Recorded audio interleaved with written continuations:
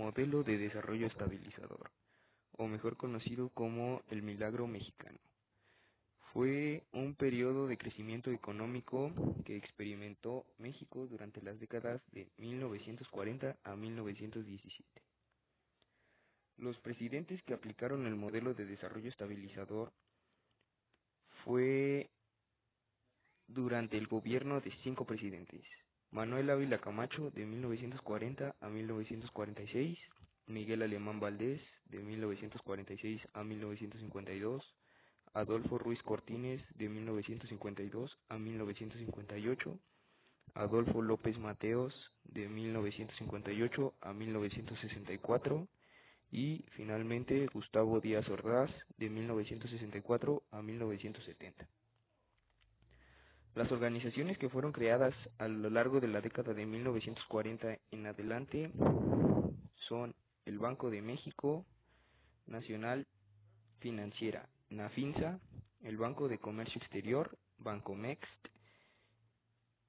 y también se crearon el Instituto de Comercio Exterior, IMCE, la Secretaría de Reforma Agraria, la Secretaría de Turismo, la Comisión de Estudios de Territorio Nacional, la Comisión Nacional, la PIXTLA, el Instituto de Fondo Nacional de la Vivienda para los Trabajadores, Infonavit.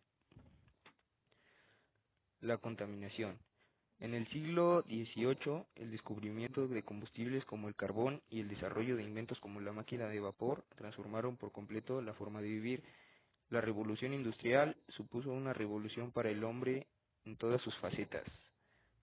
Tanto cambió la forma de producir, de consumir, de viajar, y eso tuvo una repercusión sobre el planeta.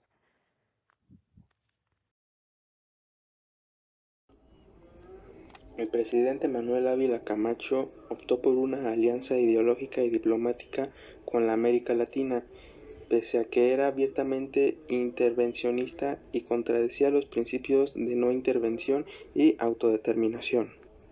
Miguel Alemán, durante su periodo de presidencia, le otorgó el voto a la mujer a nivel municipal.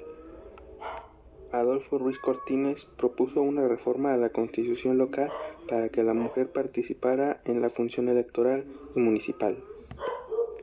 Adolfo López Mateos se caracterizó por una política de equilibrio entre fuerzas conservadoras y progresistas. Gustavo Díaz Ordaz, en su gestión presidencial, la economía nacional tuvo uno de sus mayores crecimientos, de un orden de entre 6 al 8% de su Producto Interno Bruto. Yo les voy a hablar sobre los movimientos sociales que hubo en el modelo de desarrollo estabilizador. El primero es el del presidente Manuel Ávila Camacho, quien fue presidente en 1940 a 1946, donde se hizo el movimiento campesino de la Asociación Católica de la Juventud Mexicana, mejor conocido y abreviado como el ACJM, al igual que también favoreció a los trabajadores urbanos en la medida de que seguía el proyecto más industrial agrario. Después está el del presidente Miguel Alemán Valdés, quien fue presidente en 1946 a 1952. Fue el que dio el giro al modelo de desarrollo y a la relación sobre el Estado, junto con la sociedad civil, dando la distribución a los edificios.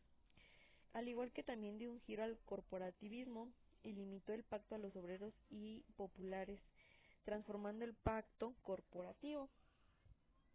Después está el del presidente Adolfo Ruiz Cortines en 1952 a 1958, que fue quien dio auge a las luchas para democratizar a los sindicatos, y también pacificó el campo veracruzano.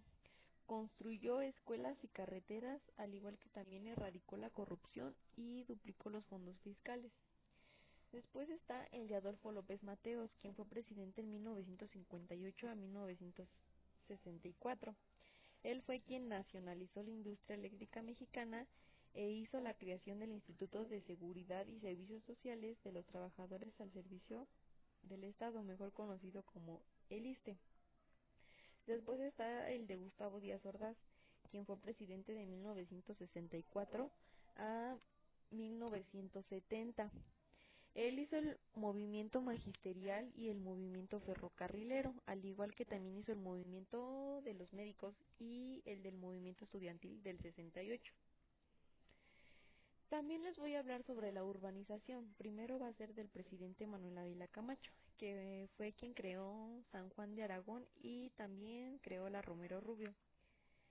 Después les voy a hablar sobre Miguel Alemán Valdés, que fue quien creó varios lugares y entre ellos fueron la Ciudad de Jardín y San Úrsula de Cuapa.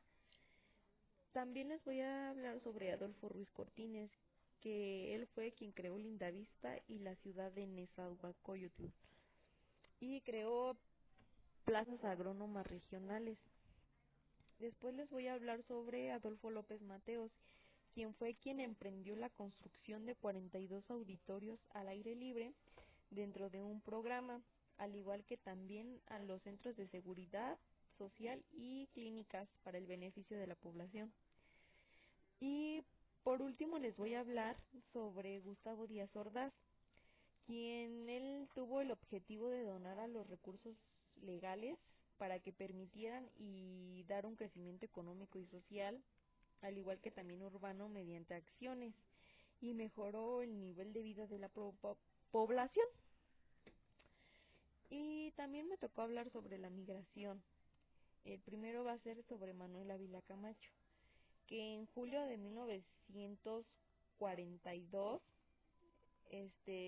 dio afirmación al Acuerdo Bracero, al igual que también hizo una negociación que generó conflictos, aunque tenía intereses importantes.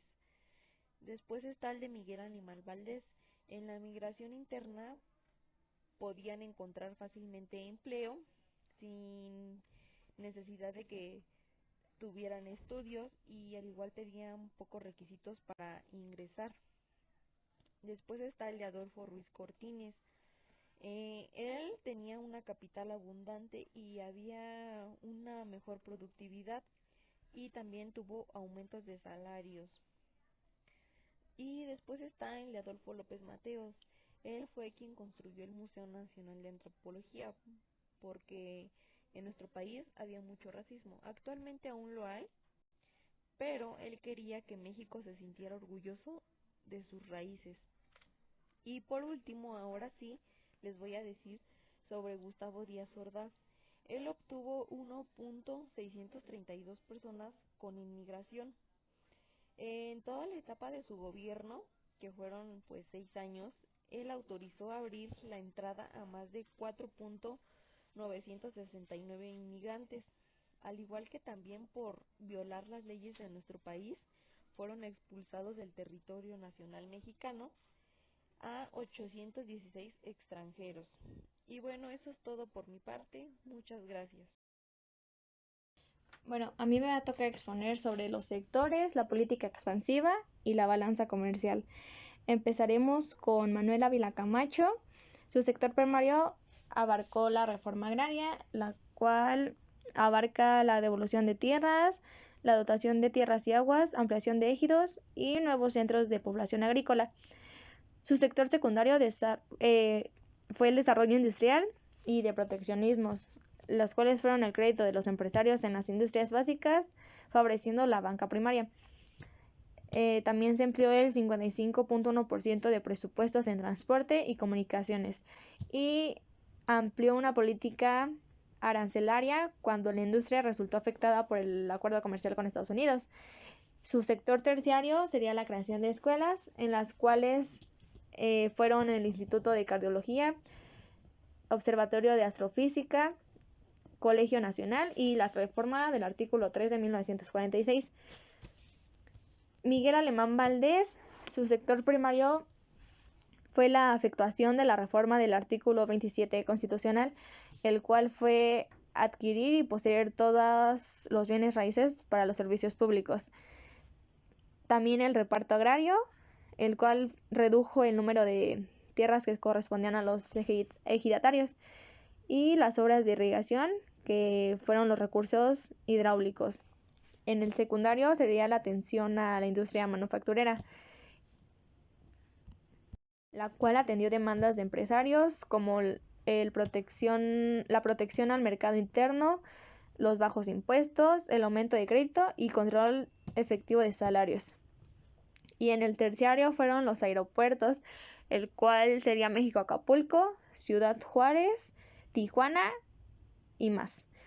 Y algunas carreteras que fueron Cuernavaca, la Panamericana, Acapulco.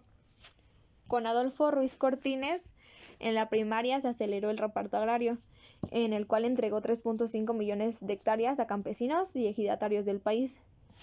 En el secundario, edificó 90 escuelas, en el cual equipó las instalaciones de la UNAM e inició los subsidios en las universidades de provincia. Y en el terciario serían carreteras y vías ferroviarias. Con Adolfo López Mateos, su sector primario implementó sistemas de riego y sería también el reparto de tierras. Su sector secundario fue un crecimiento a la industria, el cual fue el 51%. Y su sector terciario impulsó la educación pública, en la cual dio libros gratuitos en las escuelas primarias. Y por último, con Gustavo Díaz Ordaz, en el primario fue lo del plan agrario, el cual era el impulsar el crecimiento sectorial y la industrialización y obras de irrigación. Y en el terciario sería la ampliación a la infraestructura, la cual fue la construcción de 107 empresas, y emprendió la obra del metro en la Ciudad de México. Continuamos explicando sus políticas expansivas.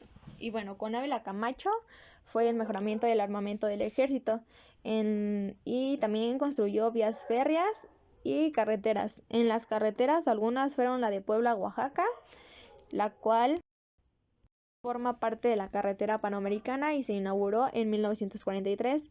También amplió los servicios de correos y telégrafos. Con Alemán Valdés fue un aumento de red de carreteras. Las primeras fueron en 1948, la autopista entre México y Cuernavaca. Se amplió hasta Acapulco. La siguiente fue en 1950 y fue la terminación de la carretera desde Ciudad Juárez hasta Ciudad Cuauhtémoc en la frontera con Guatemala. De igual forma, se terminó la carretera de México hasta Nogales, Sonora. Se construyó carreteras en Tehuantepec desde Coatzacoalcos hasta Salina Cruz e hizo mejoras en obras públicas, las que fueron la remodelación del Paseo de la Reforma y su pavimentación de ella. También se prolongó la avenida Insurgentes hasta la carretera de Cuernavaca y se convierte en la más larga de la capital. En la política de López Mateos fue la construcción de carreteras y también hizo crecer obras viales, en las cuales fue la primera y la segunda etapa del anillo periférico hasta San Jerónimo y la autopista México-Puebla, la cual también se conectó el ferrocarril Chihuahua Pacífico del Norte de México con la costa del Pacífico. Continuando con Adolfo Ruiz, hizo mejoras públicas, las cuales fueron la calzada de Tlalpan, se convirtió en una vía rápida en 1955 y se inauguró la primera etapa del viaducto de Piedad. Y con Gustavo Díaz Ordaz fue la construcción de obras para las Olimpiadas en la Ciudad de México, las cuales fueron el Estadio Azteca, el Palacio de los Deportes. También hizo mejoras viales como el diseño y la construcción del anillo periférico, terminando la primera parte en diciembre en 1996, que fue desde San Jerónimo hasta Insurgente Sur. También se construyó el viaducto Tlalpan y de igual forma se construyó la avenida de los 100 metros y aumentó su red de carreteras 14.200 kilómetros. Y bueno, para terminar vamos a ver la balanza comercial. Y bueno, Ávila Camacho hizo que la oferta monetaria mostrara un crecimiento del 0.8% del Producto Interno Bruto en el periodo para alcanzar 13.7% del PIB. En diciembre de 1942 y 1944, la inflación acumulada mexicana fue de 47.08%. Y bueno, la inflación partió de un nivel alto en 1945 y continuó su ascenso en 1946. Ya para 1947 se vio una declinación aceleradamente hasta una inflación negativa y en ese mismo año el Producto Interno Bruto declinó a 3.7%. Con Alemán Valdés se vio una devaluación de la moneda pasando de 4.85 hasta 8.65. La inflación se generó por un tipo de cambio que devaluó un 78.4% de la inflación en Estados Unidos de América, y la inflación en México se vio en aumento un 47.3%. Con Ruiz Cortines se devaluó el peso, cuya paridad pasó de 8.65 pesos a 12.50 pesos, causando un desnivel en la balanza comercial. Con López Mateos, la inflación acumulada fue del 14%, lo que significaba un 2.28% promedio. Las importaciones subieron 9.8%, reduciendo 5.242 millones en 1958, ascendiendo a 3.797 millones en 1963, y la importación pasó de 8.862 millones de pesos a 11.570 millones en su sexenio. Y finalizando con Gustavo Díaz Ordaz, se vio en México una inflación de 17.8% en su sexenio. Y bueno, hasta aquí daríamos por concluida nuestra exposición.